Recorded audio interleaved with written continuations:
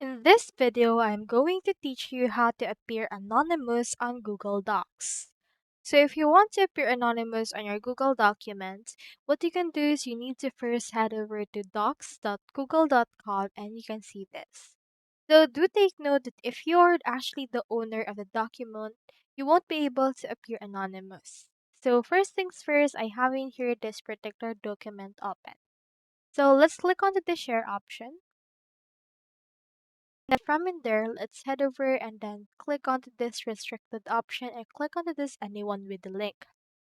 Let's change it into editor option and click onto this copy link. Now that it's been copied, we need to actually head over to your other account and let's see if your other account can be anonymous. Let's head over to a new tab and then input right here this.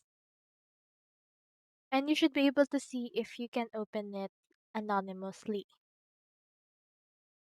As you can see right here, I'm actually currently using my other account and let's see if we can actually appear anonymous through this part.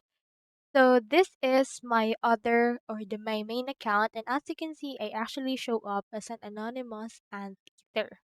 However, if I go over to my second account, I can see in here the actual owner and their actual name since they are actually the owner for this.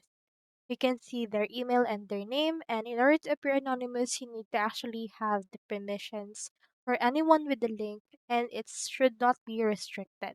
And that way, you can actually see in here the actual edit mode that you have available for the anonymosity of your Google document. So, as you have noticed, we're currently anonymous onto this part, and any changes that will happen into this part can actually reflect as an anonymous change that we have made, just like this. So that's all there is today, and I hope this video helped you out.